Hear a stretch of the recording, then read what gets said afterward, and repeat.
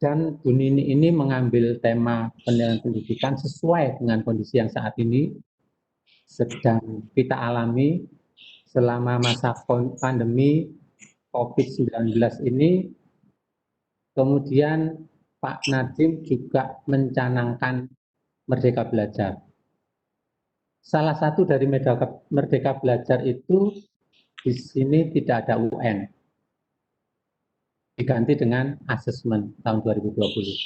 Tahun 2021 itu juga UN tidak ada, diganti dengan AKN. Iya Bu Nini ya? Ya. Survei karakter. Kemudian RPP dan zonasi, itu Merdeka Belajar. Nah, di tengah pandemi dan Merdeka Belajar ini, kita sebagai kepala sekolah ada yang kreatif menanyakan, kalau sudah merdeka belajarnya anak-anak, kemudian sudah tidak ada ujian nasional, terus nilainya siswa bagaimana cara menilai? Nah, ini tentunya sangat menarik. Bu Nini ini selalu update pengetahuan yang terbaru tentang penilaian pendidikan.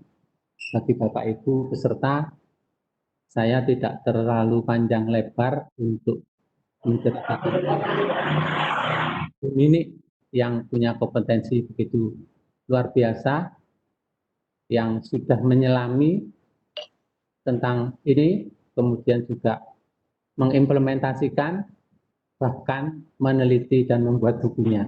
Seperti itu yang selalu dilakukan oleh Bu Nini. Mari Bapak Ibu sekalian kita ikuti pada sesi yang kedua untuk workshop dari serangkaian PPK kali ini. Untuk itu waktu kami serahkan pada Pak Khoiril untuk segera menindaklanjuti dari kegiatan ini. Terima kasih Pak Khoiril.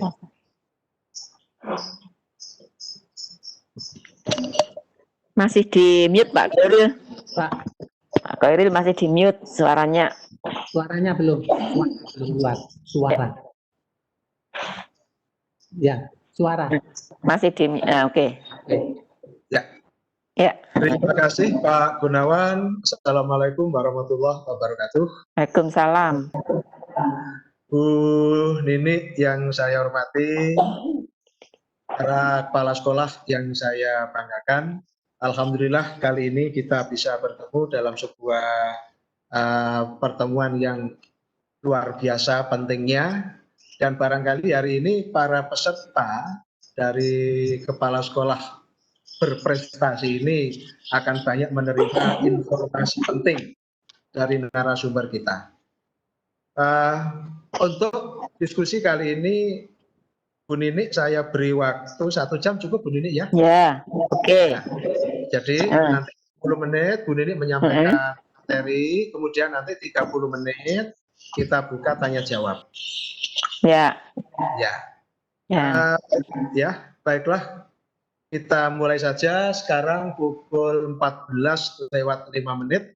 Kami persilakan Bu Nini menyampaikan materinya nanti sampai dengan pukul 15:05. Ya, oke. Terima kasih. Terima kasih Pak Khairil, Pak Gun. Sehat ya, semuanya sehat ya. Ya. Ini ada teman-teman sudah 248 kepala sekolah, hebat ini, luar biasa ini ya. Iya, baik. Ibu dan Bapak kepala sekolah ya, kita mencoba pada hari ini itu berdiskusi tentang penilaian, tapi kita ambil topik-topik berkenaan dengan yang kekinian, gitu ya. Tadi disinggung sedikit oleh Pak Gun, host kita, itu ada kebijakan Merdeka Belajar. Saya tambahkan 1 ya. Jadi episode yang pertama itu USBN. Episode yang kedua itu UN. Episode yang ketiga itu RPP.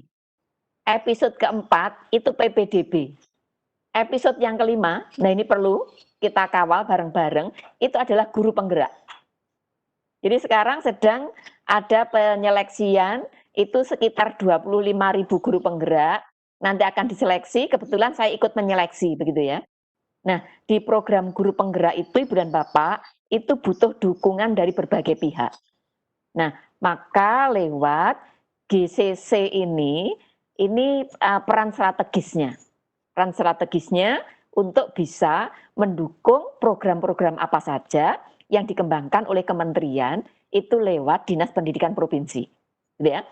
Maka judulnya dari kegiatan kita ini adalah inovasi kepala sekolah. Tapi sebelum Ibu Bapak itu memiliki inovasi, ceritanya perlu dulu diberikan support dulu, support kaitannya dengan materi kekinian. Nah, hari ini kita coba yang kita diskusikan itu khusus kaitannya dengan yang terkini, yaitu episode Merdeka Belajar yang kedua, yaitu berkenaan dengan pengganti UN, gitu ya. Yang pengganti UN itu berarti AKM dan survei karakter. Lalu juga terkait dengan SK Mendikbud yang baru ya. SK Mendikbud nomor 719 garis miring P garis miring 2020 itu berkenaan dengan pedoman pelaksanaan kurikulum satuan pendidikan dalam kondisi khusus. Nah, di dalam poinnya itu diantaranya ada yang menyebut sebelum pembelajaran itu dilakukan asesmen diagnostik. Jadi kita akan berdiskusi dua hal itu.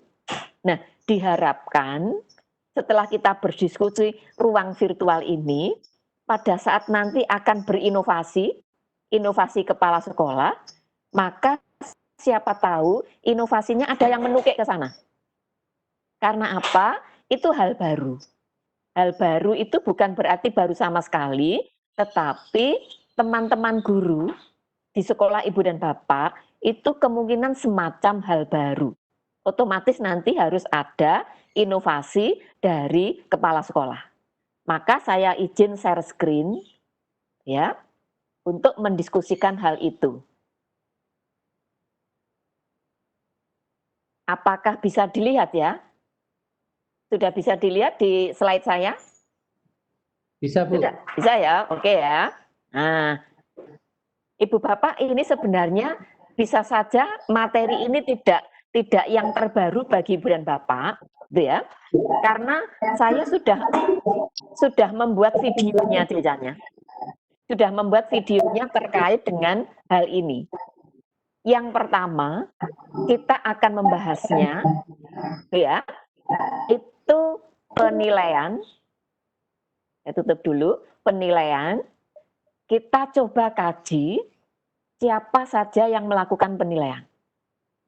Bagi teman-teman yang sudah terbiasa mengkaji tentang perkembangan penilaian, itu mungkin tidak asing.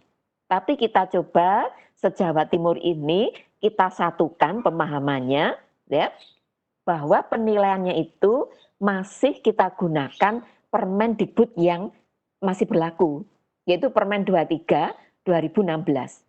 Di sana dikatakan bahwa yang melakukan penilaian itu 3 unsur ini. Pemerintah, pendidik, terus guru. Pemerintah dalam hal ini karena di episode Merdeka Belajar tadi UN sudah tidak ada, maka yang kita bicarakan nanti dari sisi pemerintah mengukurnya itu lewat AKM dan survei karakter. Lalu berikutnya dari sisi pendidik, guru, itu diantaranya penilaian harian. Lalu yang dikaitkan dengan SK Mendikbud baru tadi, 719 2020, setiap pembelajaran itu diawali dengan tes atau asesmen diagnostik. Nah mungkin saran saya nanti, siapa tahu menjadi pemantik ya, waktu melakukan inovasi di sekolah, dicoba fokuskan kepada yang belum biasa dilakukan guru. Di antaranya ini, asesmen diagnostik. Sebenarnya saya sedang menata video tutorial begitu, bagaimana strategi, bagaimana implementasi dari asesmen diagnostik. Namun siapa tahu, Ibu Bapak Kepala Sekolah itu sudah memiliki inisiatif terkait dengan asesmen diagnostik. Kalau saya berpikir, diagnostik tes ini sebenarnya tidak hanya dikaitkan dengan pembelajaran. Menurut saya, segala sesuatu yang harus digali berdasarkan identifikasi, mana-mana yang itu belum optimal, itu sebenarnya merupakan asesmen diagnostik. Berarti bisa saja yang di-assess itu siswa, kalau itu kaitannya dengan pembelajaran. Tapi bisa saja yang di-assess itu gurunya. Ketika sekolah itu menyelenggarakan sebagai organisasi persekolahan.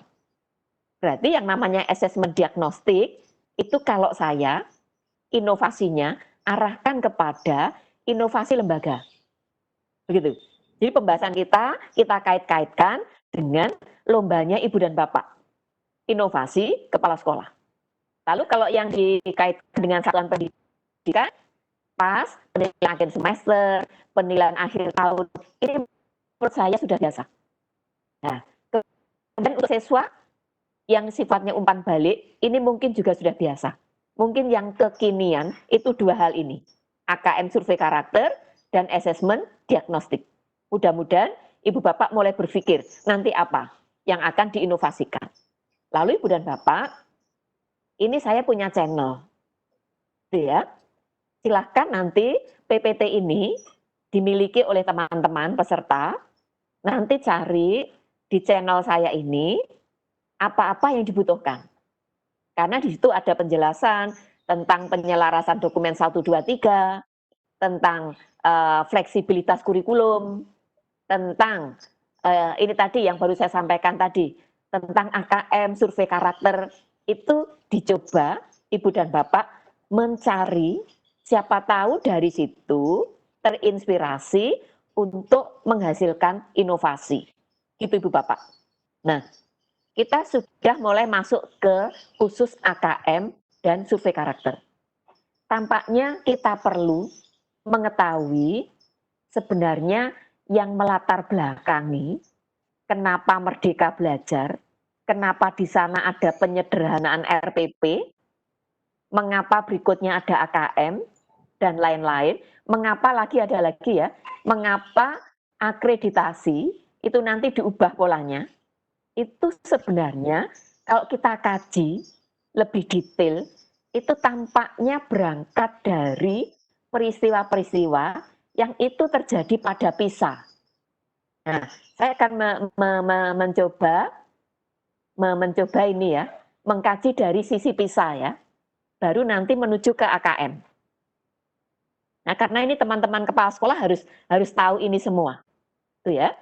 Saya coba mengambilkan satu cuplikan, gitu ya. Ketika kita mengkaji apa itu PISA yang nanti punya daya ungkit kepada kebijakan yang ada di kementerian. Begitu. Yang kita bahas itu yang warna merah-merah. Survei karakternya itu, belum survei karakter ya, saya berbicaranya PISA. PISA itu sebenarnya program for International Student Assessment.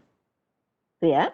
Nah, ada 3 yang diikutkan dalam PISA itu. Yang pertama reading, yang kedua itu matematika, yang ketiga itu sains. Untuk yang reading, itu Indonesia ikut sejak tahun 2000. Penyelenggaraannya 3 tahun sekali. Jadi ikutnya itu 2000, 2003, 2006, 2009, 2012, 15, 18. Jadi hasil PISA yang terakhir itu tahun 2018 itu sudah ke-7 untuk reading. Hasil skor capaiannya tren yang terkini itu mengalami penurunan pada literasinya, pada kemampuan membaca. Itu 2018. Lalu PISA yang kedua yang diikuti itu adalah matematika. Di matematika Indonesia ikut sejak tahun 2003. 3 tahunan juga. Di 2003, 6, 9, 12, 15, 18. Jadi ikut ke-6 kalinya. Trendingnya pada tahun 2018 itu skornya matematika turun. Lalu yang berikutnya adalah sains. Sains ya.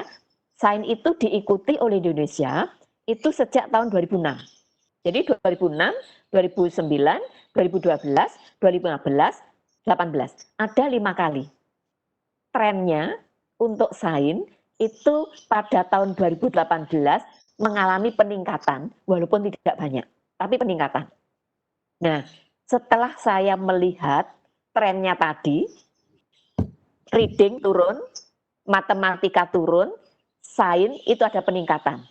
Saya mencoba memprediksikan.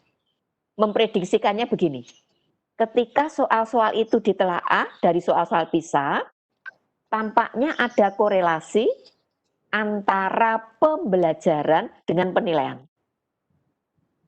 Ketika teman-teman di sekolah itu melaksanakan pembelajaran berbasisnya proyek, berbasisnya masalah, berbasis aktivitas siswa, kemungkinan itu yang membekali ketika dihadapkan pada soal-soal yang higher order thinking skill, anak-anak mampu mengerjakan. Nah, saya berasumsi itu ada keterkaitan antara proses pembelajaran itu dengan penilaian. Maka desain itu, trennya itu meningkat pada tahun 2018. Artinya yang bisa kita petik, utamanya untuk teman-teman kepala sekolah, nanti dicoba diinovasikan ya. Ternyata memang proses pembelajaran itu berdampak kepada capaian hasil belajar. Nah sekarang tergantung dari alat ukurnya capaian pembelajaran. Kalau alat ukurnya itu soal model ujian nasional, ketika teman-teman mengajarnya out of the box, kemungkinan belum berkorelasi. Karena di ujian nasional itu soal yang dikeluarkan dominan pengetahuan. Tekstual itu lebih dominan. Tapi soal-soal yang dikeluarkan di model PISA itu soalnya lebih kepada menggali proses penalaran. Berarti teman-teman yang mengajarnya itu out of the box, tidak berpikirnya itu linier seperti biasanya, lebih menekankan kepada penalaran, itu kemungkinan korelasinya jika soalnya itu model penalaran, itu akan mengalami peningkatan. Maka ini menjadi satu titik balik begitu bagi teman-teman. Mudah-mudahan di forum ini, teman-teman kepala sekolah sudah mulai memikirkan inovasi yang ada di sekolahnya nanti apa, tekankan kepada proses pembelajaran di masa pandemi ini yang mampu memberikan pengalaman belajar anak lebih kepada penalaran. Begitu. Yang kedua, buatlah bagaimana caranya Ibu Bapak Guru terbuka mindset-nya, pembelajaran yang dilaksanakan itu adalah pembelajaran yang kontekstual. Karena modelnya di PISA itu soalnya kontekstual. Gitu ya. Nah, soal-soal model seperti itulah yang ke depan dikembangkan sebagai model AKM. Gitu ya. Assessment kompetensi minimal. Oke ya. Terus saya lanjutkan yang merah lagi. Pada saat mengikuti PISA, siswa itu juga diminta menjawab kuesioner latar belakang. Tujuannya adalah mencari informasi tentang siswa itu sendiri, tentang rumah mereka, tentang sekolah, serta pengalaman belajar mereka. Kalau Ibu dan Bapak mengikuti ini, itulah yang saat ini berkembang, zamannya PJJ, BDR ini dikenal dengan assessment non-kognitif. Nah, nanti juga dilihat di channel saya itu Ibu dan Bapak, cari ketika saya menjelaskan tentang pembelajaran. Pembelajaran penilaian digital. Itu saya menjelaskan assessment non-kognitif. Jadi di masa pandemi ini, yang diutamakan itu adalah sehat dan selamat. Nah, karena sehat dan selamat, di awal pembelajaran yang dikembangkan justru assessment non-kognitif. Baru nanti menuju ke kognitif. Nah, kalau menuju kognitif, itulah sebenarnya mengacu capaian kompetensi dasar. Nah, berbicara kompetensi dasar, Ibu dan Bapak, itu ada fleksibilitas. Bila kompetensi dasarnya itu bisa diselesaikan keseluruhan oleh guru-guru di Ibu dan Bapak, silahkan mengambil kompetensi dasarnya dari Permen 37 2018. Kalau disandingkan dengan SKK Balitbang nomor 018 garis miring H garis miring KR 2020 itu ada pengurangan jumlah KD. Begitu jumlah KD itu dikurangi, saya ada pengalaman mendampingi di sekolah karena pengawas Ibu dan Bapak ya, sudah mensurvei ke teman-teman di sekolah binaan, itu antara lain mengatakan dari SKK Balitbang itu jumlahnya sedikit, jika itu diterapkan ternyata masih ada waktu untuk menyelesaikan KD yang lain. Maka jika demikian kompetensi dasar yang ternyata waktunya itu berlebihan, sementara KD di SKK Balitbang sudah diberikan semua, solusinya adalah ambil KD-KD yang itu bisa ditambahkan lagi dari Permen 37 2018. Maka di sini dikenal di SK Mendikbud itu fleksibilitas kurikulum secara mandiri. Begitu Ibu dan Bapak. Jadi kalau kita berbicara penilaian pendidikan, itu tidak bisa terlepas dari pembelajaran. Tidak bisa terlepas dari kurikulum. Tidak bisa terlepas dari akreditasi. Tidak bisa terlepas dari mutu guru. Dan lain-lain. Gitu Bapak, Ibu Bapak. Maka di sini yang warna biru, gitu ya, juga diberikan kuesioner kepada guru untuk mempelajari tentang pelatihan pengembangan profesional mereka dan praktek pengajaran dan kepuasan kerja mereka. Ini dikaitkan dengan model akreditasi yang baru Ibu dan Bapak. Yang kita kenal dengan IASP 2020. Itu lebih ditekankan kepada performance base. Tidak lagi kepada compliance base. Compliance itu data. Tapi kalau performance itu berbasis kinerja. Ada 4 yang akan diukur, yaitu 1, proses pembelajaran, sebelum proses itu mutu lulusan, lalu proses pembelajaran, mutu guru, manajemen sekolah. Nah ini kaitannya dengan mutu guru. Oke ya, saya lanjut, yang masih merah lagi. Nah, kalau akan berbicara AKM belum bisa gamblang jika PISA belum dituntaskan dulu Ibu dan Bapak. Di PISA, itu menghubungkan data tentang hasil belajar siswa dengan data tentang latar belakang dan sikap siswa terhadap pembelajaran. Maka ini nanti di dalam kebijakan ke depan, itulah yang nanti akan diukur di survei karakter. Lalu tentang faktor-faktor kunci yang membentuk pembelajaran mereka di dalam dan di luar sekolah. Ini pembelajaran kontekstual. Lalu memperlihatkan perbedaan dalam kinerja dan mengidentifikasi karakteristik siswa, sekolah, sistem pendidikan yang berkinerja baik. Ini yang dimaksudkan adalah AKM nanti fungsinya untuk umpan balik. Jadi modelnya AKM itu memang berangkatnya dari PISA ini. Ya. Lalu berikutnya ini, sekarang yang kita dengar, yang sering kita dengarkan Ibu dan Bapak, yang dibutuhkan saat ini itu sebenarnya 2. Yaitu literasi dan numerasi. Literasi itu dikaitkan dengan kapasitas siswa untuk menerapkan pengetahuan dan keterampilan, serta untuk menganalisis, bernalar, berkomunikasi, serta efek saat mereka mengidentifikasi, menafsirkan, dan memecahkan masalah dalam berbagai situasi melalui teks yang dibaca. Begitu. Maka kunci utamanya sebenarnya di sini diawali dari reading dulu. Maka di PISA tadi ada 3, reading, matematika, sains. Itu ya.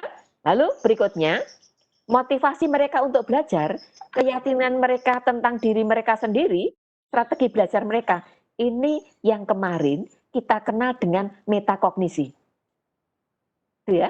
Jadi ini saya ketika membahas tentang penilaian, itu tidak bisa sama sekali dipisahkan dengan banyak hal, Ibu dan Bapak. Karena penilaian itu ibarat hulu hilir. Penilaian itu hilir. Kalau kita bahas hilir, hulunya harus ngerti dulu. Begitu Ibu dan Bapak. Itu ya. Lalu berikutnya ini. Nah, sekarang ini. Di dalam PISA tadi itu konsep matematika, prosedur, pengetahuan fakta, alat dan untuk mendeskripsikan, menjelaskan, memprediksi fenomena. Itu yang ditekankan pada saat tes sains. Nah, yang ini itu sebenarnya ketika pembelajaran berbasis masalah, pembelajaran berbasis proyek itu diterapkan di kelas, maka kemungkinan ini bisa dipahami anak dengan baik. Oleh karenanya pemantiknya di forum ini, Bu dan Bapak, teman-teman kepala sekolah, dorong teman-teman guru untuk bisa berpikir out of the box, pembelajarannya sekarang berbasisnya masalah. Dilaksanakan berbasis proyek, integrasi berbagai bidang keilmuan, karena soal-soal model PISA itu bisa saja antara mata pelajaran satu dengan mata pelajaran lain, itu tidak bisa dipisahkan. Karena semuanya berbasis masalah. Kalau masalah, itu sudah integrasi dari berbagai bidang keilmuan. Maka yang cocok itu memang antara lain itu pendekatannya STEM itu. Begitu. Terus literasi ilmiah, kemampuan untuk terlibat dengan masalah yang berhubungan dengan sains, ide-ide sains. Nah, ini yang tadi sudah saya sampaikan. Terus seorang yang melek sains bersedia terlibat dalam wacana yang bernalar. Ini Bu dan Bapak, kelemahan kita mungkin tidak hanya siswa ya yang lemah, kita juga. Kita ini kalau ada tulisan itu biasanya kurang begitu respect terhadap maknanya. Kita benar membaca, tapi belum sampai menindaklanjuti dari isi bacaan itu.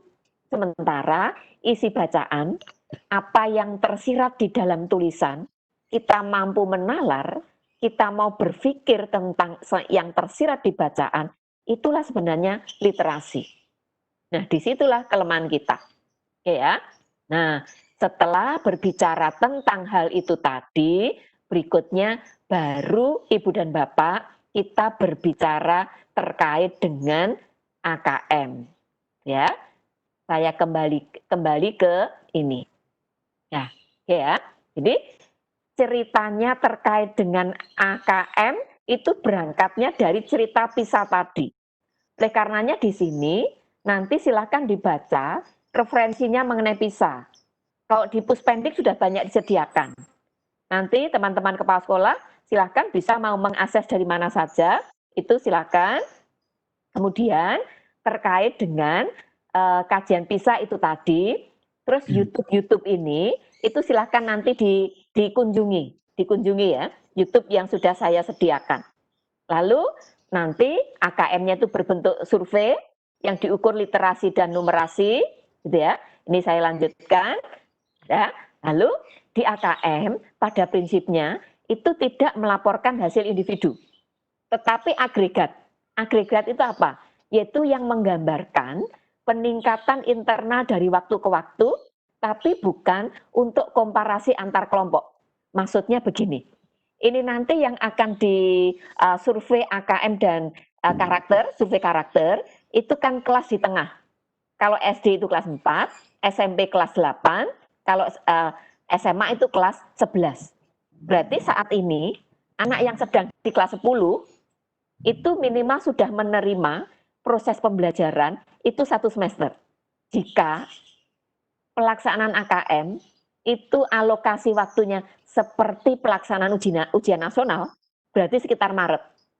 Berarti kalau itu Maret, kemungkinan anak-anak itu mengalami proses pembelajaran oleh guru-guru di sekolah Ibu dan Bapak itu sekitar 9 bulan. Jadi 1 semester lebih setengah, 9 bulan. Nah, selama 9 bulan itu pengalaman proses pembelajaran itulah yang merupakan agregatnya. Ya, dan nanti ketika mengikuti AKM di kelas 11 yang saat ini anak-anak kelas 10, berarti nanti berikutnya akan ada akumulasi lagi setelah dia kelas 11, yaitu pada saat masuk ke kelas 12. Bagaimana agregatnya berikutnya pada saat dia masuk ke perguruan tinggi. Jadi berkelanjutan seperti itu. Ya. Nah, lalu modelnya yang jelas soalnya kontekstual. Menyoal isu terkini, holistik. Nah, ini dicoba Ibu Bapak buat strategi, inovasikan bagaimana upayanya kemampuan guru itu bisa melatihkan anak-anak membaca cepat, membaca diagram, grafik, angka-angka, data-data, dan sebagainya. Untuk apa? Ini yang namanya numerasi. Untuk alat menganalisis. Menganalisis apa? Menganalisis tentang permasalahan. Itulah merupakan kontekstual. Ya, hasil AKM itu dipakai untuk tidak menilai ya, mata pelajaran, tetapi sebagai umpan balik bagi sekolah. Ya, AKM-nya. Terus tujuan survei karakter. Ibu Bapak, kalau Ibu Bapak pernah mengikuti berbagai webinar atau isu-isu yang terkini, dulu kita mengenal 5 karakter. Religiositas, kemandirian, nasionalisme, integritas, gotong royong. Itu lebih didetailkan lagi. Di mana detailnya? Sekarang kita kenal dengan profil pelajar Pancasila. Berarti survei karakter sebenarnya muaranya nanti, hilirnya nanti itu ke sini. Tetapi yang diukur itu lewat ini, lingkungan sekolah, kemudian penerapan Pancasila, umpan balik, nilai-nilai Pancasila, ya, dan menilai mutu dari lingkungan belajar. Ya. Nah, nanti yang diukur performance karakter itu ada 2 Ibu Bapak. Performance karakter dan moral karakter. Lingkungan belajar juga diukur, maka penilaiannya yang tepat itu adalah penilaian diri lewat peserta didik dan AKM ke depan. Ya, performance dan moral itu mudah-mudahan juga bisa menjadi inovasi di sekolah Ibu dan Bapak. Lingkungan belajar menjadi taman belajar bagi anak juga menjadi inovasi Ibu dan Bapak. Lalu model-model ini hanya sekilas saja, soal yang sifatnya itu kontekstual, tidak sulit, tetapi bernalar, itulah yang harus Ibu Bapak tekankan kepada para guru. Model-model soal yang seperti itu, ini tidak saya sampaikan, ya, karena ini hanya sekilas saja untuk yang survei karakter ya, lebih kepada bagaimana nilai-nilai ya, bagaimana sikap perilaku ketika dihadapkan pada sebuah kasus tertentu, ya. Nah, nanti file ini saya berikan, kita bahas pada sesi tanya jawab. Mungkin itu ya Pak ya. 10 menit masalahnya ya.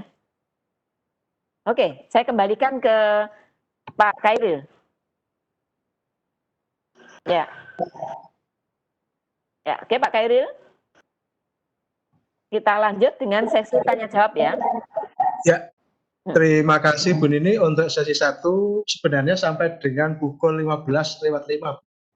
Oh Ini gitu. baru iya, sekarang masih pukul ya masih ada waktu 25 menit. Oke, baik.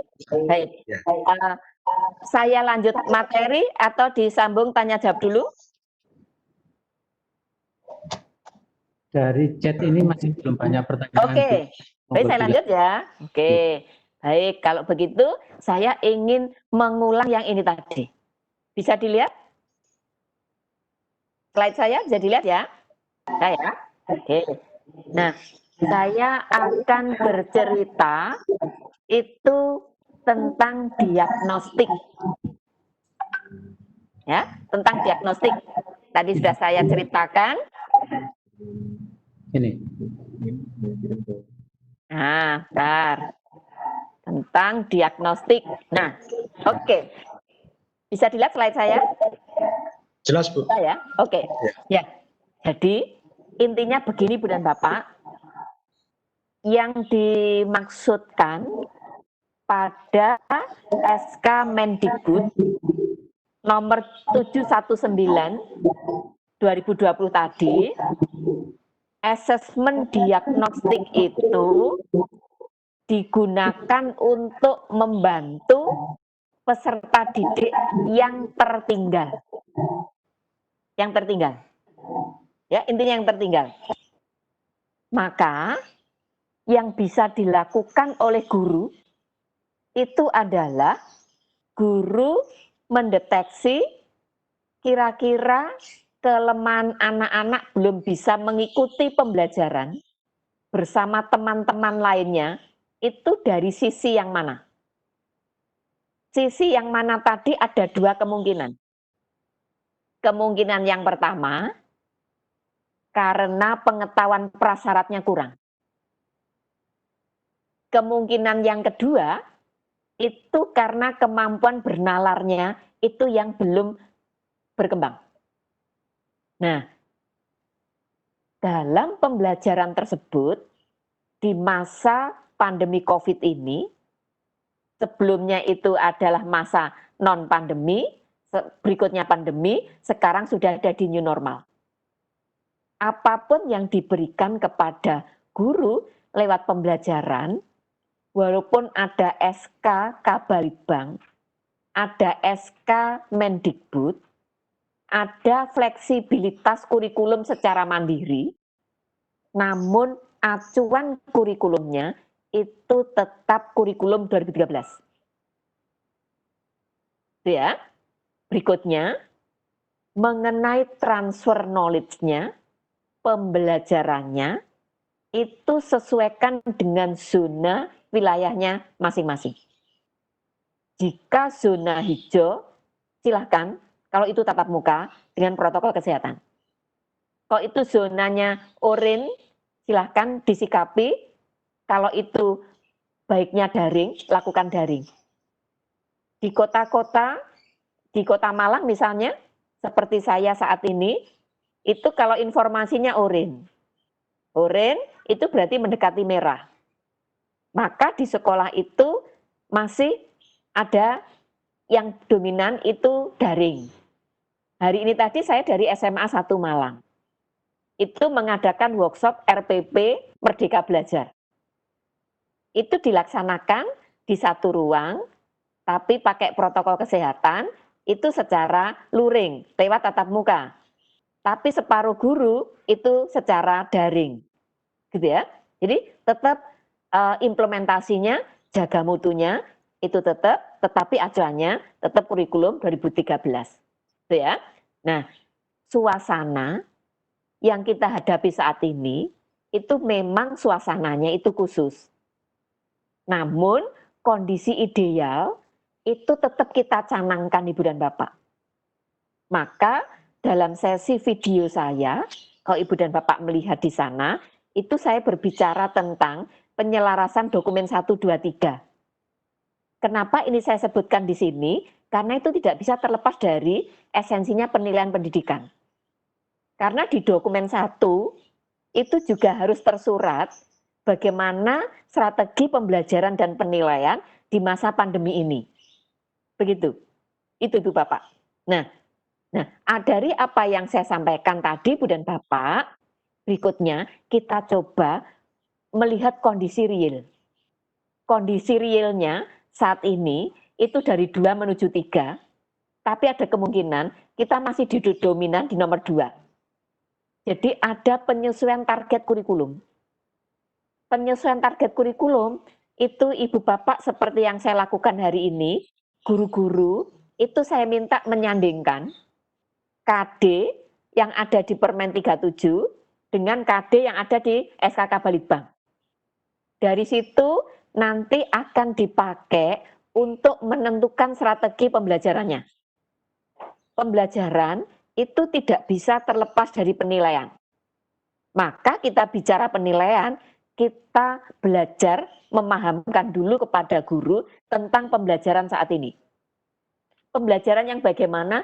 Pembelajaran lewat belajar jarak jauh.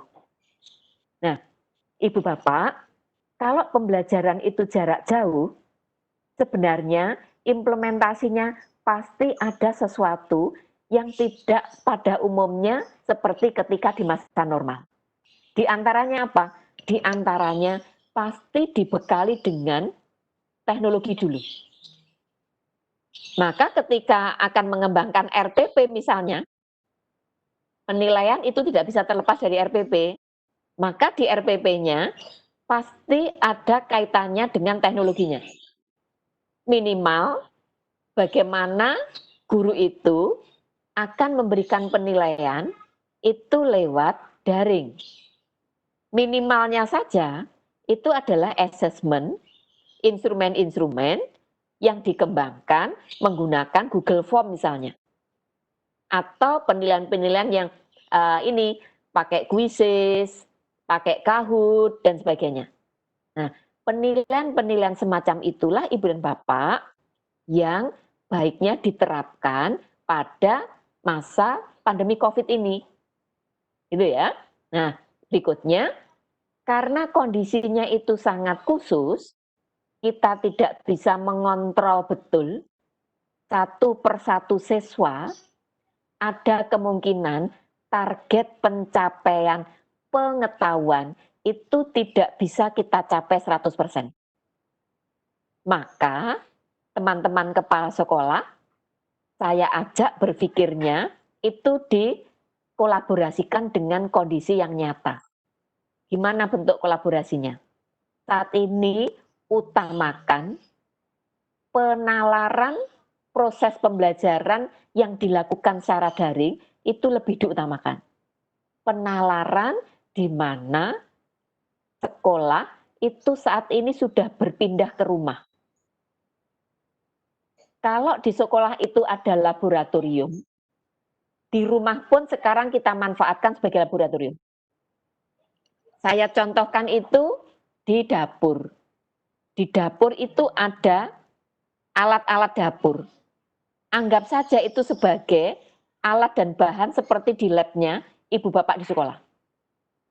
Bahan-bahan masakan orang tua, ibu yang ada di rumah, itu gunakan saja sebagai bahannya laboratorium. Sehingga pembelajaran yang dilakukan itu harus diimajinasikan, pembelajaran real di sekolah itu dihadirkan di rumah. Begitu Bapak.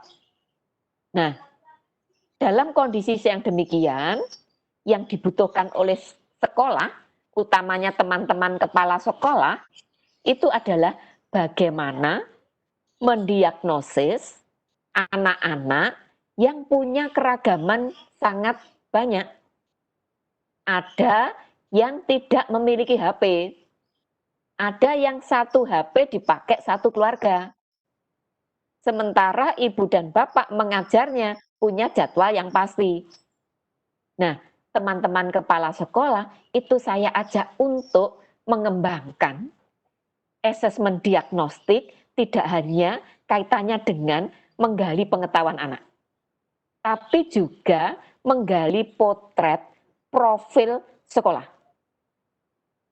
Di PowerPoint saya ini saya berikan link juga, model satu contoh gitu ya, RPP yang dikembangkan guru di sekolah binaan saya, tetapi guru tersebut juga menggali profil siswa yang akan diajar. Yang digali apa? Satu, pekerjaan orang tua itu apa? Bagaimana kondisi rumah? Sarana prasarana di rumah itu dia memiliki apa saja? Gitu ya. Terus minat belajarnya apa? Gaya belajarnya apa? Tujuannya apa? Kondisi khusus ini kita harus tahu persis anak-anak kita yang sangat beragam dan tidak bisa tatap muka, itu harus dipastikan kondisi awal sebelum pembelajaran dimulai. Maka disitulah perlu ada asesmen diagnostik. Begitu Bapak. Ya. Nah, sekarang kita berangkat menuju ke new normal. Saat ini itu sebenarnya sudah menuju kondisinya itu new normal. Penyesuaian kurikulum 2013 pasti harus terjadi. Karena apa? Target kurikulum dengan adanya pandemi itu tidak bisa 100% dicapai. Maka yang harus kita upayakan itu adalah bagaimana memberikan evaluasi kepada anak-anak yang itu bisa mewakili penilaian terhadap 3 aspek. Sikap, pengetahuan, dan keterampilan yang itu kemungkinan tidak sama ketika instrumennya itu diterapkan pada saat sebelum pandemi. Begitu. Contoh ya di PJOK. Di PJOK itu kalau senam lantai, kemudian bola besar, bola kecil, itu dia praktek. Tapi kalau itu tidak memungkinkan, maka guru PJOK harus rela. Relanya apa? Rela menilai keterampilan itu tadi, dinilai dari sisi aspek yang lain. Sebagai penggantinya dia main basket. Begitu. Nah, strategi-strategi seperti itu Ibu dan Bapak, teman-teman kepala sekolah, coba jadikan inovasi kepala sekolah di masa pandemi ini. Sehingga nanti bagaimana model penilaiannya itu akan menjadi penilaian yang sangat SHU. SHU itu singkatan Ibu dan Bapak. Simple, harmoni, unik. Saat ini yang bisa dilakukan itu SHU. Simple karena kondisinya sangat khusus. Harmoni tetap kaitkan dengan kebijakan yang ada, kaitkan dengan kompetensi dasar yang benar, kaitkan dengan kondisi guru, ibu, bapak guru di masing-masing sekolah, kaitkan dengan kondisi orang tua siswa, kaitkan dengan kondisi siswa itu sendiri. Itu namanya harmoni. Unik tidak bisa diseragamkan sekarang Ibu dan Bapak. Penilaian pun, model-model penilaian yang dikembangkan guru tidak bisa diseragamkan. Maka yang bisa dikembangkan adalah alur berpikirnya bagaimana bisa menilai anak itu belajar. Gitu ya. Anak belajar itu buktinya apa? Bukti anak belajar satu dengan yang lain tidak sama. Bukti belajar siswa satu di sekolah A, di sekolah B, sekolah C, itu tidak sama. Nah ini tantangan teman-teman kepala sekolah. Maka memang ada hal strategis untuk materi hari ini. Minimal memicu teman-teman kepala sekolah itu untuk mengembangkan inovasi. Keterkaitannya dengan penilaian di masa pandemi ini. Ya. Nah, berikutnya, nah ini Ibu Bapak. Bila Ibu Bapak akan mencoba melatihkan para guru itu melakukan penilaian diagnostik, setidaknya teman-teman kepala sekolah itu memiliki bekal. Ya. Maka di sini kita mengambil data, ini saya mengambilnya dari Direktorat SMA Ibu dan Bapak. Pertama yang dilakukan sudah pasti adalah menganalisis kompetensi dasar. Tadi yang saya ceritakan, misalnya kita SHU, hanya itu harmoni, tetap kita berangkatnya dari kompetensi dasar. Kompetensi dasar dianalisis, kompetensinya apa, materinya itu apa, keterampilan yang akan dilatihkan itu apa. Berikutnya, lakukan identifikasi, yaitu kompetensi prasyarat dari KD ini. Ya, saya ulang ya. Diagnostik itu tujuannya akan mencari kendala, kelemahan-kelemahan, ya, masalah-masalah yang dihadapi siswa. Mencari kendala. Karena mencari kendala, itu memang sengaja melihat sebuah permasalahan.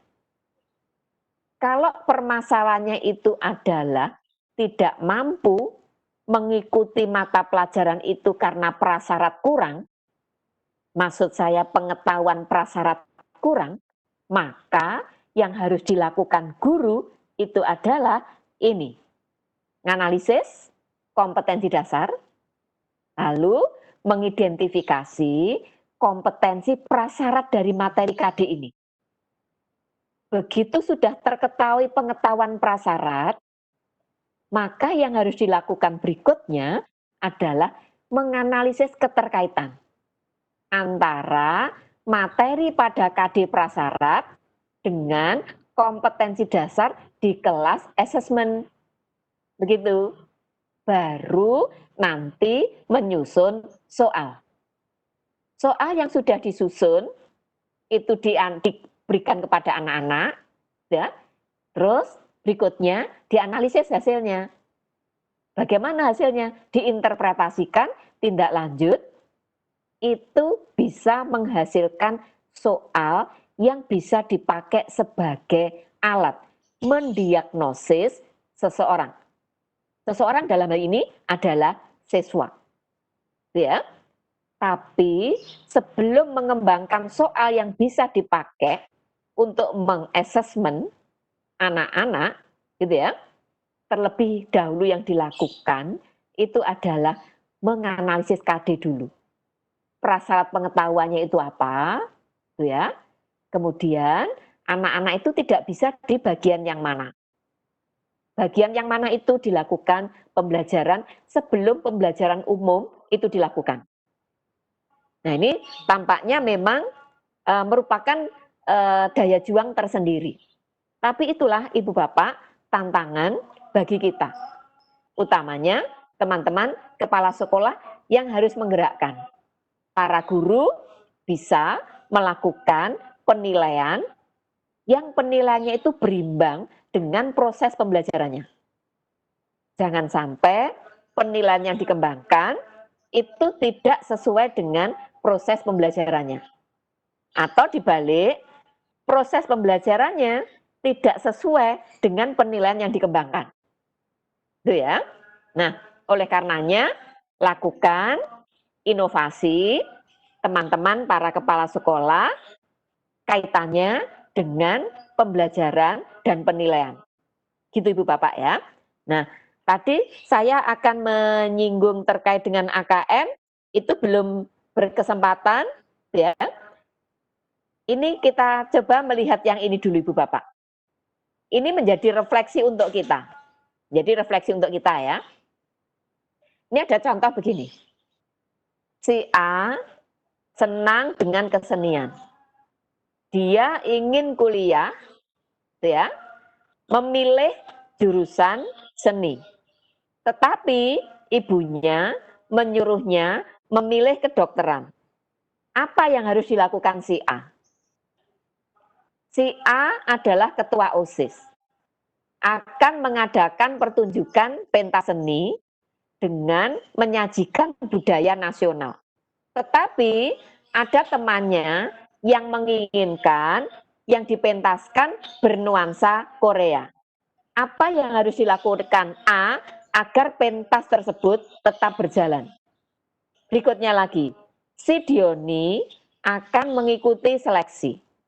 Materinya itu adalah A, B, C, dan D. Dia lemah di materi A.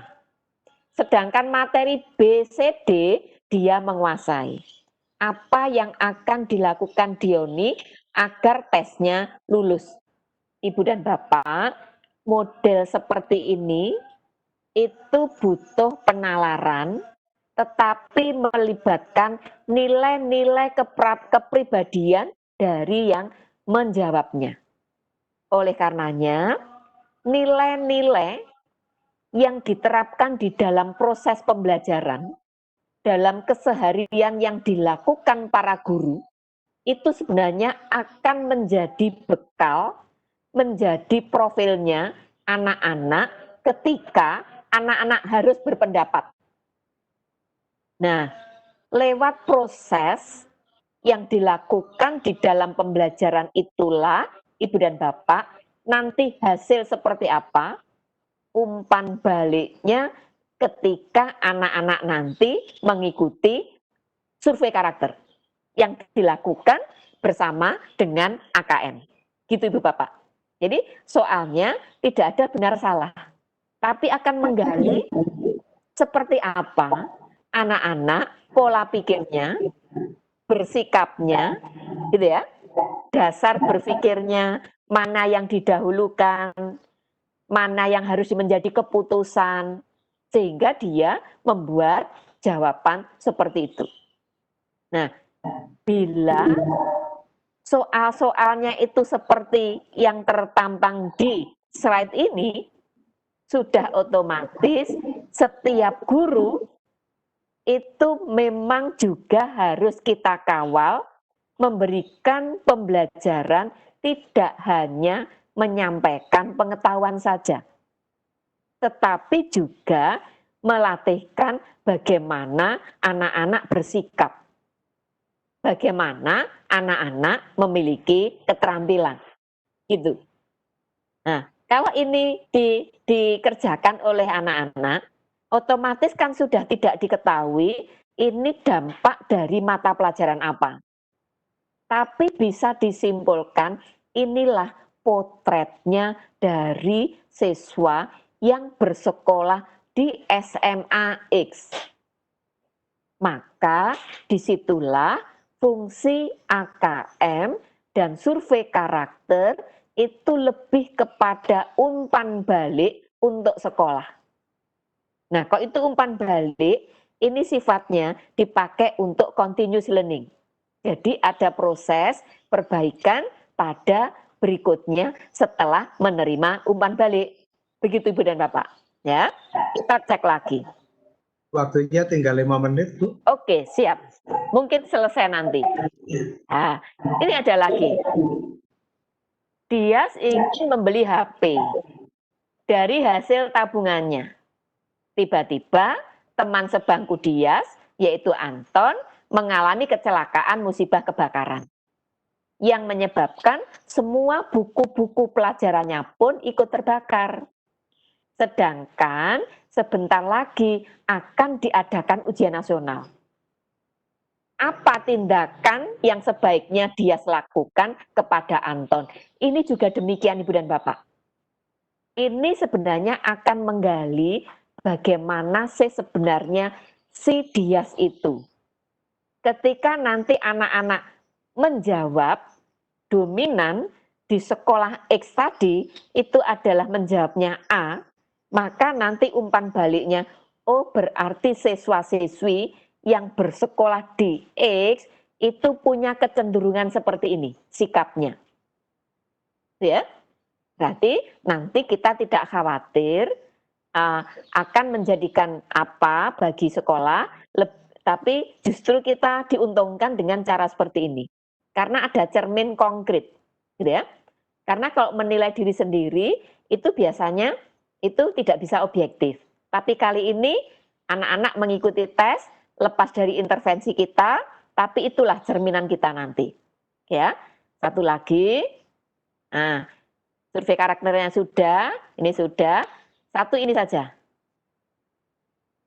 Oh, sorry, ini, mudah-mudahan cukup sebelum 6 menit selesai. Ini kaitannya, ada soal, gitu ya, yang dimaui di soal ini, ya, ini kan siswa itu mengobservasi pertumbuhan, ya, 2 jenis tanaman, watermelon, semangka ya, di taman. Seperti data ini, datanya ini. Pertanyaannya itu adalah, mana, ya, tanaman watermelon yang mana yang paling bagus pertumbuhannya. Beri responnya, artinya beri alasannya. Gitu ya. Nah, soal yang demikian itu ada kemungkinan siswa itu bisa saja menjawab yang pertama, tapi alasannya berbeda dengan siswa yang B menjawab pertama, sama-sama menjawab yang pertama, tapi mungkin alasannya beda. Atau mungkin ada siswa yang lain lagi menjawab yang kedua, alasannya itu relevan, gitu ya. Yang itu berbeda dengan siswa pertama dan kedua menjawab yang A, tapi alasannya tidak relevan. Nah, maka soal-soal model AKM itu lebih ditekankan kepada bagaimana anak memberikan penalarannya. Mengapa ini? Alasannya apa? Bisa saja jawabannya itu tidak benar, tetapi alasannya relevan. Jika itu terjadi, maka penalaran anak itu harus dihargai. Oleh karenanya, model-model penilaian seperti ini tidak ada nilai 0. Yang ada adalah skor. Jika menjawab ini, alasan ini, skornya sekian. Jika menjawab ini, alasannya ini, skornya sekian. Gitu ya. Nah, penilaian model semacam ini, itulah yang digunakan sekaligus sebagai proses perbaikan penalaran anak. Karena anak tetap dihargai, tapi dibawa kepada pengalaman dari hasil berpikirnya untuk menjawab soal ini. Itulah esensinya dari penilaian model AKM dan survei karakter. Itu Pak, sudah selesaikah waktunya? Saya kembalikan ke moderator. Sekian, terima kasih. Terima kasih Bu Nini. Ya. Alhamdulillah sebuah materi yang hebat untuk para kepala sekolah yang hebat ini. Bapak Ibu, para peserta yang saya hormati, saya ucapkan terima kasih atas perhatian Bapak-Bapak dan Ibu-Ibu mengikuti materi yang tadi disampaikan oleh yang terhormat Bu Nini, materi yang luar biasa, menantang. Jadi di situ banyak sekali celah-celah yang mungkin bisa dijadikan pembuatan inovasi, ya, membuat kepala sekolah bisa mencari inovasi dari berbagai macam peluang di situ.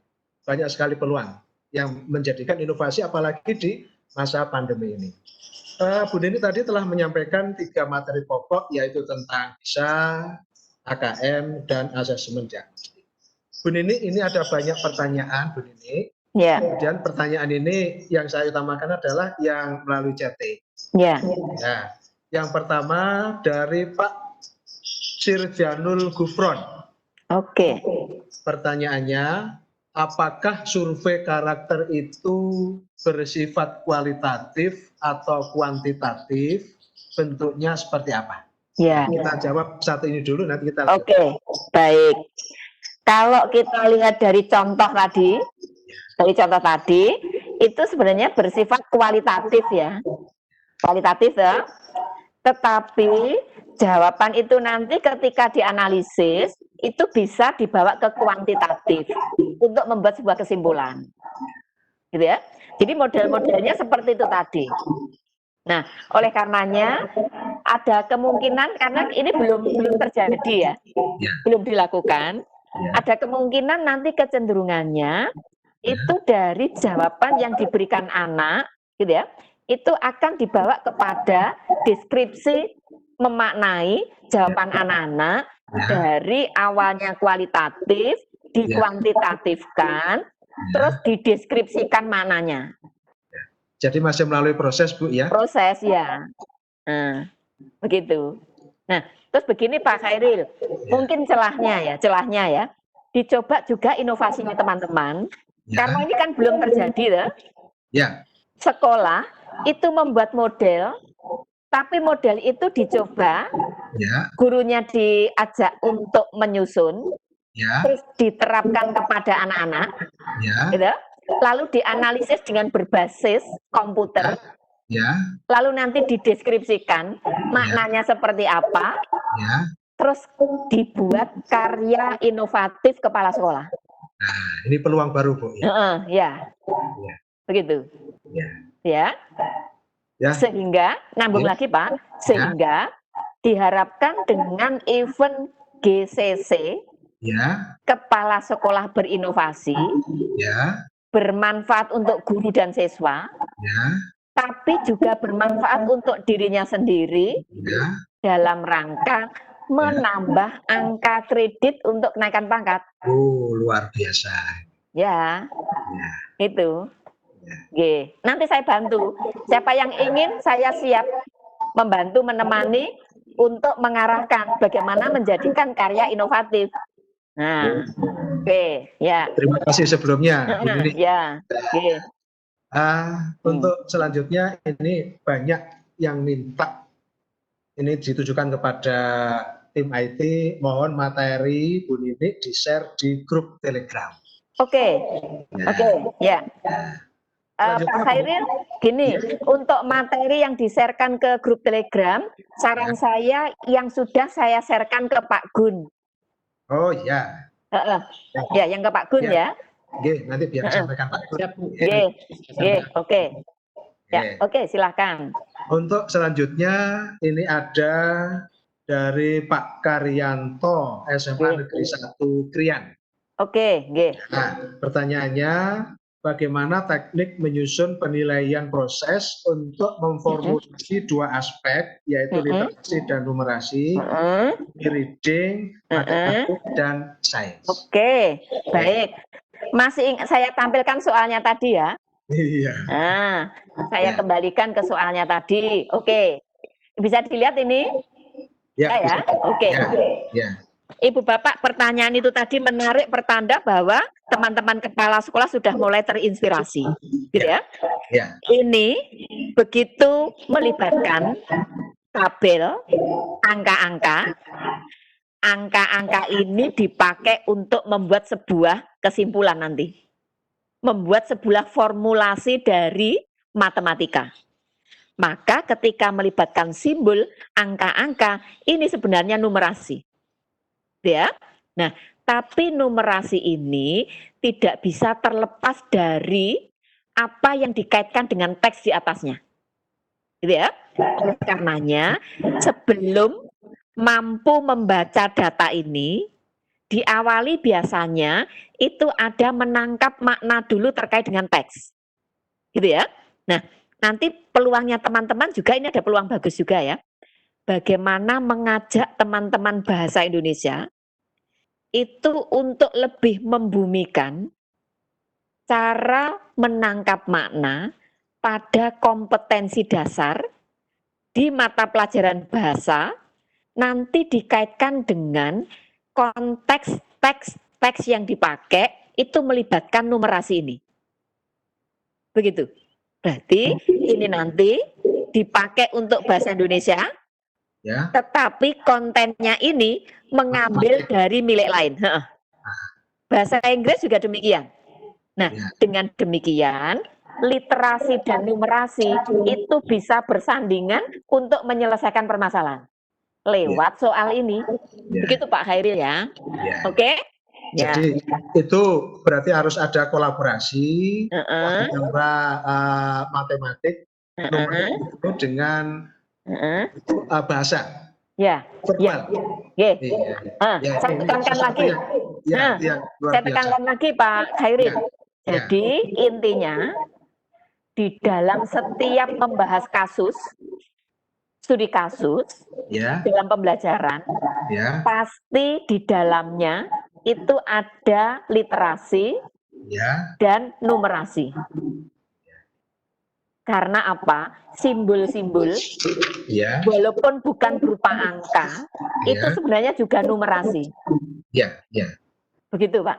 Jadi simbol, angka, itu numerasi. Ya. Terus bagaimana dengan ini misalnya kita hubungkan dengan pendekatan STEM, Bu? Nah, oke. Terima kasih. Begini, di pendekatan STEM itu kan mengkolaborasikan berbagai bidang mata pelajaran. Yaitu kompetensi atau KD-KD yang beririsan. Oke ya. Lalu KD-KD yang beririsan itu akan dipakai untuk membekali melaksanakan proyek bersama. Oke ya. Dan ketika proyek bersama dilakukan, pertama pasti akan menentukan topik proyek. Gitu. Topik yang akan digarap itu ya. Betul. Nah, di topik proyek itu pasti ada alur berpikir logis. Ada perencanaan, ada pelaksanaan, ada evaluasi sampai tidak lanjut. Pasti itu melibatkan literasi dan numerasi. Betul. Nah, gitu ya. Utamanya ketika topik tadi dirupakan dalam bentuk produk. Oh, iya. Jadi harus ada produknya. Dari proyek mengarah ke produk. Ya, jadi produk. Produk, teman-teman ini juga jadi inovasi juga nanti ya. Yaitu produk itu ada dua macam. Ada produk yang bersifat abstrak, tapi ada produk yang bersifat konkret. Contohnya, Bu? Contoh, Ya. produknya itu adalah desain marketing, Hmm. desain marketingnya Ya. untuk publikasi sekolah, Ya. ya, dalam Ya. bentuk leaflet. Ya. Desainnya, berpikirnya yang di leaflet itu abstrak, Ya. Ya. abstrak, ya. Lalu Desainnya abstrak. Ya. Ya. abstrak. Lalu Ya. berikutnya di dalam desain tadi Ya. itu ada di sana menawarkan sebuah produk. Ya. Produknya itu unggulan dari sekolah. Misalnya, satu, produk pelatihan jadi seorang YouTuber. Ya. Ya. Menghasilkan jasa. Ya. Ya. Beda? Maka itu bisa jadi konkret. Dari abstrak nanti Bisa akan jadi menjadi konkret. konkret. Ya. Ya. Dari sebuah ide tadi menjadi sebuah produk berupa jasa. Ya, tadi. bisa jasa. Ya. Nah, inovasinya banyak sekali nanti. Ya. Nah, gitu Pak Kairil. Mudah-mudahan terinspirasi teman-teman. Ya, mudah-mudahan Pak Karyanto yang ada di Krian. Wah, ini pertanyaan yang bisa menggali banyak inspirasi. Iya. Selanjutnya saya lanjutkan Bu Nini ya. Ini ada pertanyaan yang keempat. Yang ketiga ini dari Bapak Aris Sunarno. Ya, oke. Masih sulit, Pak Aris ini masih sulit melaksanakan asesmen diagnostik sebelum belajar. Mohon disampaikan indikator yang harus diakses. Oke. Saya share screen lagi ya. Ya. Contoh salah satu sekolah ya yang sudah melakukan ya. Oh ya, ya. Ya, bentar. Ini saya tutup dulu.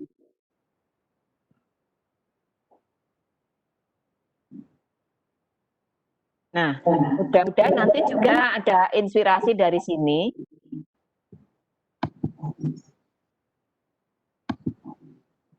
Ini ada contoh RPP gitu ya. RPP tapi semangatnya Merdeka Belajar, Pak. Iya. Ini RPP sangat Merdeka Belajar. Tidak pada umumnya. Iya, iya. Itu ya. Nah, ini RPP-nya dari salah satu sekolah binaan gitu ya di tempat saya di BSS. Mata pelajaran bahasa Inggris. Mata pelajaran bahasa Inggris. Nah, ini contoh begini. Di dalam melakukan pembelajaran, ya, yang diutamakan itu kan ada tujuan pembelajaran. Ya. Yang kedua kegiatan pembelajaran. Kegiatan Gitu pembelajaran. ya. Yang ketiga assessment. Ya, penilaian. Ya. Penilaian. Ya. Tapi di sekolah ini saya arahkan untuk berpikirnya itu out of the box. Gitu ya. Caranya gimana? Coba diintegrasikan sekaligus sebelum mengajar itu sudah mendiagnosis anak-anak dulu. Ya, maka di sini gurunya mengembangkan ini. Bisa dibaca ini? Bisa, bisa. Ya. Ada survei minat dan cara belajar siswa. Ya. Misalnya ya, nama lengkap Nini. Ya. Kelasnya 10 misalnya. Ya. Halo? Terus ini ada pertanyaan-pertanyaan. Pekerjaan orang tuamu apa? Orang tua menyediakan gawe. Ya. Telepon genggam dan sebagainya. Ya. Lalu jika orang tua menyediakan gawe, ya, gawe jenis apa yang dimiliki? Ya. Terus apa Anda mampu menggunakan media teknologi? Ya. Lalu apakah Anda memiliki media sosial? Ya. Jenis media sosial apa? Tujuannya ini ketika mau merancang pembelajaran, sebelumnya sudah mengerti potretnya murid itu. Iya. Gitu ya. Nah, ini bisa dipakai sebagai salah satu contoh dari model diagnosis tadi. Iya. Gitu ya. Ini. Terus ini gurunya mengembangkan RPP-nya. Itu benar-benar semangatnya Merdeka Belajar. Tujuan pembelajarannya, enggak kelihatan sinyalnya enggak jalan. Di situ ada videonya. Kurang jelas Bu. Oh ya. Itu ada video-videonya dan Bapak. Di PP tadi saya ulang. RPP 1 lembar ini Ya, Asesmennya sudah ada, pembelajaran video-video pembelajarannya ada, video-video pembelajarannya disediakan. Oh, Ini sudah. ada semua. Link-linknya itu Bu ya. Di link-link ini. Baru ini bisa dikatakan RPP-nya 1 lembar. Ya, tapi ini lengkap semuanya ada. Ya. Gitu. 1 lembar tapi ngeling kemana-mana Bu ya. Ngeling. Seperti PPT saya itu linknya banyak banget. Iya. Hanya beberapa slide tapi linknya banyak. Maka yang bisa memungkinkan RPP 1 lembar itu jika dibuat seperti ini. Jika dibuat link-link itu. Ya, maka ini ini seperti itu. Ya. Nah, ini lampiran-lampirannya. Oh, lampiran-lampirannya. Benar 1 lembar. Ya, Tapi ada lampirannya. Ada link-linknya Bu ya. Ada link-linknya ini. Ya. Ini link-linknya. Ya. Kalau tidak salah di PPT saya juga saya sertakan ini. Ya. Contoh ini. Jadi ada link-linknya. Ya. Nah, berarti ini ada peluang baru lagi Pak Khairil. Ya. Peluang barunya bagaimana membangun guru-guru bisa menghasilkan RPP berbasis digital. Wah, arahnya ke sana ya. Sana ya. Ya, terima kasih COVID. Ya. Ya, bocorannya begitu. Iya, ya. Jadi sejak peristiwa banyak kegiatan online ini kita sudah mulai mengarah pada era-era digital. Ya, digital. Ya. Nanti untuk kenaikan kredit, angka kredit bisa lagi tuh. Iya. Saya tuh contohin nanti. Nah, ini sudah ada permintaan yang chat ini. Mohon contoh survei nanti juga di-share. Itu tadi di RPP-nya itu ada di linknya. Ada di linknya PPT yang nanti di-share oleh Pak Gun. Oh, ada link di situ. Nah, itu ya. Para peserta sudah bisa sudah lengkap. Ya. Sudah lengkap itu Pak. Oke. Yuk. Lanjut Bu ya. Oke, siap. Oke, lanjut. Ini ada pertanyaan keempat dari Bapak Bahtiar Khalil. Oke, Pak Bahtiar Khalil mungkin. Ya. Teman saya nih. Oh, gitu ya. Pertanyaannya, apakah asesmen diagnostik terkait kesiapan siswa mengikuti KBM online sehingga guru yang menyiapkan solusi modul terbimbing yang pada akhirnya siswa dapat mengikuti pembelajaran sesuai waktu yang dijadwalkan. Oke, baik, langsung ya. Baik Pak Bahtiar, itu bisa sebagai salah satunya. Tapi sebenarnya asesmen diagnostik ini itu kan sebenarnya dipakai untuk mendeteksi anak yang perlu dibantu. Di mana anak itu terdeteksi karena tertinggal oleh teman-teman yang lain. Tertinggalnya oleh apa? Mungkin satu, pengetahuan prasyarat kurang. Yang kedua, penalarannya tertinggal oleh teman yang lain. Maka bila itu terjadi, ada 2 cara. Cara yang pertama, guru memang harus memberikan bantuan kepada anak yang tertinggal untuk memberikan reteaching kaitannya dengan penguasaan pengetahuan prasyarat. Itu yang pertama jika dideteksi karena prasyarat kurang. Tapi ketika itu pengetahuannya itu sudah cukup, tapi bernalarnya itu kurang, maka guru mengembangkan dulu model-model soal penalaran, tapi penalaran tingkat sederhana. Untuk bisa apa? Membekali anak itu biasa berpikir dulu. Kan ada kemungkinan anak nggak mau berpikir, yang penting jawabannya apa. Tapi ada anak yang nurut, karena proses berpikir itu adalah pengalaman belajar. Sama seperti hari ini Bu dan Bapak. Ada yang kepengennya itu datang nanti terakhirnya apa? Saya akan mengerjakan inovasi Percy Beretz. Itu ya, itu yang pertama. Yang kedua, saya ingin mengikuti proses dari awal sampai akhir. Pasti pengalamannya banyak yang kedua. Maka di GCC ini memberikan 2 macam sertifikat. Sertifikat kepada teman yang kepingin di ending saja, yang penting punya inovasi, dan kepada teman yang berprosesnya itu ikut semua. Begitu Pak Khairil. Ya, terima kasih. Ini masih banyak Bu, kita lanjutkan ya. Oke, siap. Ya, Pertanyaan selanjutnya dari Bapak Ainul Mutakin, SMA Muhammadiyah 1 Gresik. Oke, silakan. Ya, pertanyaannya, mohon petunjuk apakah penyampaian materi maupun evaluasi harus urut sesuai dengan kurikulum. Oh ya. Contoh, siswa diberikan menu capaian dalam 1 semester dan siswa memilih apa yang mau dipelajari lebih dahulu. Oke, baik.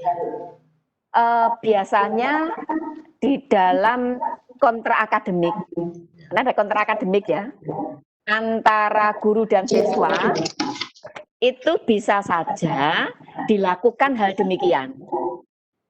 Tapi bisa saja tidak terlaksana dalam kondisi khusus ini. Ya. Gitu. Maka Kondisional, Bu, ya. Kondisional. Ya. Maka saran saya kondisi normal itu juga bagus untuk disiapkan, tapi yang sekarang realitas saja. Ya, ya. Kondisi khusus saja yang kita pikirkan. Karena yang diutamakan itu sehat dan selamat. Ya, Bu. Ya. Ya, gitu ya. Capaian kognitif ternyata sekarang ini tidak bisa menjadi tujuan utama. Ya. Yang diutamakan justru pengalaman belajarnya. Ya, bukan target, Bu, ya, kognitifnya. Ya. Pengalaman belajar. Iya, iya. Oke. Baik, Bu, ini masih ada waktu 5 menit. Oke. Nah, ini ada pertanyaan dari ini saya bacakan ya. Ya, oke. Izin tanya, asesmen diagnostik yang dilakukan sebelum belajar itu dengan daring masih sulit. Saya membayangkan indikator apa yang ya. Nah, tadi ini bukan, Bu, ini tadi sudah dijawab, Bu. Itu. Sudah. Ya, sudah dijawab. Sudah. Ini ada dari SMA Darul Ulum 2, Pak Didi Sadianto. Ya. DU2 ya. DU2 ya. Kenal juga Darul saya Ulum ini ya. 2. DU2 ya. BPPT. Oke, silakan Pak. Pertanyaannya, bagaimana cara menentukan pedoman penilaian untuk instrumen survei karakter? Terima kasih. Oh, baik. Baik. Gini, Ibu Bapak, Pak Khairil, gini jawaban saya begini. Ya. Model survei karakter ini akan dikembangkan sebagai pengganti UN. Ya. Gitu? Tapi bedanya tidak dipakai untuk kelulusan. Ya. Gitu? Dipakai untuk umpan balik. Ya. Umpan balik toh. Maka berangkat dari dasar pemikiran itu, guru-guru di sekolah hiburan Bapak ketika menentukan kriteria penilaian, itu tentukan kriteria berdasarkan berpikir logisnya. Ya, karena yang akan kita utamakan itu adalah literasi numerasinya tadi. Berpikir logisnya. Ya, logis, sistematis, itu yang diutamakan. Jadi misalnya gini, saya dulu pernah mengembangkan instrumen, itu jika ada jawaban itu logis, sistematis, bahasa Indonesia benar, itu skornya tinggi. Skornya misalnya itu 4. Sebenarnya sistematis, tapi tidak logis. Skornya turun. Ya toh? Tidak logis, tapi sistematis. Skornya turun lagi. Jadi buat seperti itu. Gitu ya. Tapi ini terobosan lagi Pak Khairil. Terobosan inovasi lagi. Gitu. Mudah-mudahan dari DU2 ini bisa menambah terobosan baru ini nanti. Iya. Terobosannya begini. Model seperti itu tidak ada pakem. Gitu. Berarti inovasinya adalah dicoba menyusun pedoman seperti itu yang itu unik untuk DU2. Gitu. Karena di DU2 itu punya karakteristik yang berbeda dengan sekolah lain. Sekolah lain. Dikembangkan. Itu hanya untuk DU2. Nah, itu inovasinya nanti seperti apa? Itu bisa dikembangkan. Jadi sebuah inovasi yang dikembangkan di sebuah tempat. Dan ini mungkin tidak bisa dilaksanakan di tempat lain. Sekolah lain. Sekarang itu boleh, Pak. Karena semangatnya Merdeka Belajar. Merdeka Belajar. Ya. Bu Nini, mohon maaf, ini masih ada satu menit saya beri waktu untuk teman kita ini. Ada kita dari Bu Nyoman Heni, SMP luar biasa PGRI Celuring. Oke, nggih, monggo. Itu kan dari sekolah-sekolah formal, Nggih. ini ada yang dari PGSMPLB. Oke, siap. Ya, kita Nggih. akomodasi sebentar Bu ya. Nggih, oke, siap. Mohon pencerahan untuk sebuah pembelajaran yang digunakan untuk siswa tunarungu yang Nggih. ingin melanjutkan studinya kelak di perguruan tinggi. Oh ya. Dia sekarang masih berada di SMPLB. Heeh, Bagaimana oke. dengan keputusan melanjutkan ke SMLB atau Ya. ke SMA inklusi? Oh ya. Ya. Dilihat dari tingkat ABK-nya ya, apa? Tingkat kekhususannya tadi ya. Iya, tingkat ketunaannya. Tingkat ketunaannya. Jika termasuk inklusif gitu ya, nggak terlalu butuh ABK, nggak terlalu butuh guru khusus ya. Iya. Itu silakan di umum sebenarnya kan ada inklusi ya. Ya. Inklusi itu berarti kan disatukan dengan umum ya. Tapi kalau memang sangat khusus, lebih baik fokus kepada tempat yang luar biasa. Itu kalau di jenjangnya SMA Pak ya. Tapi saya ada pengalaman ketika murid saya itu termasuk ABK gitu ya. Tapi yang bersangkutan sekarang bisa kuliah di UN. Oh, luar biasa. Itu ada. Mengambil tata boga. Iya. Gitu ya. Artinya di perguruan tinggi itu ada yang sudah mewadahi anak-anak yang berasal dari anak-anak berkebutuhan khusus. Oh, ya. Bagus sekali. Kebetulan saya punya murid itu. Gitu. Bapak Ibu yang saya hormati, Bu Nini yang saya hormati, ini waktunya sudah pukul 15.29, tinggal 1 menit lagi. Barangkali apa yang telah disampaikan oleh Bu Nini tadi menjadi inspirator buat kita semua, buat para kepala sekolah yang hebat untuk menjadikan SMA-nya lebih hebat dengan inovasi-inovasi yang hebat pula. Bu Nini, saya mohon maaf apabila dalam memoderatori ini ada kurangnya. Teman-teman kepala sekolah sebagai peserta, apabila apa yang saya bawakan ini ada kekurangannya, saya maaf ya sebetulnya. Sama-sama. Ya, sampai jumpa pada kesempatan yang lain. Dan saya kembalikan kepada Pak Gun. Akhirul kalam. Assalamualaikum warahmatullahi wabarakatuh. Waalaikumsalam warahmatullahi wabarakatuh. Warahmatullahi wabarakatuh. Bu Nini, ya. Khairil, sambil mengingatkan Bu Nini, ini kan workshop sesi 2 ini bernilai 8 jam, walaupun dilaksanakan hanya 1,5 jam. Maka nanti Bu Nini jangan lupa untuk memberikan tugas ya, mungkin yang ringan-ringan saja, tapi ada hubungannya dengan nanti tugas akhir yang akan dilakukan oleh teman-teman. Pak Gun, begini, di PPT saya itu, di slide yang bawah-bawah, itu ada saya tulisi tindak lanjut.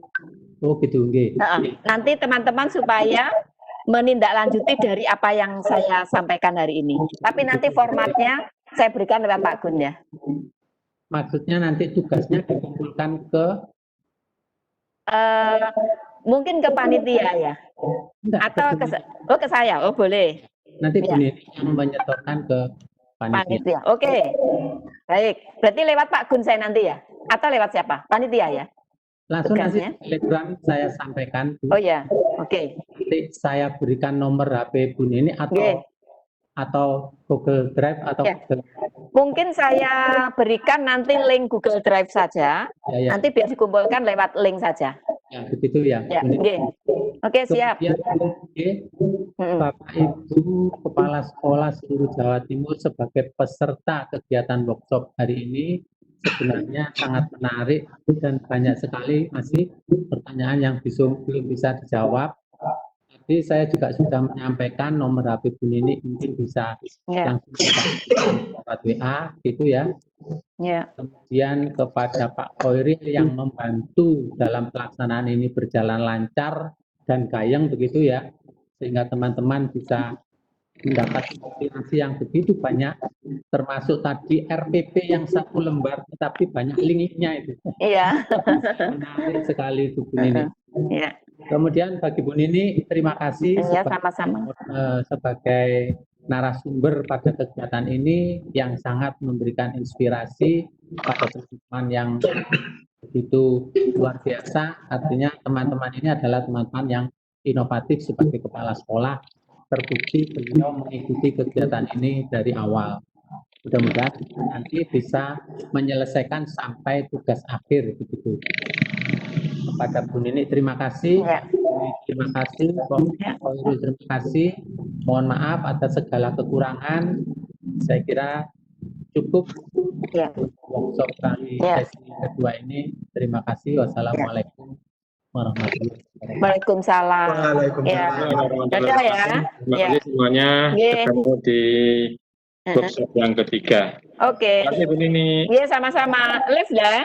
Boleh live ya? Oke. Oke. Dadah ya. Oke.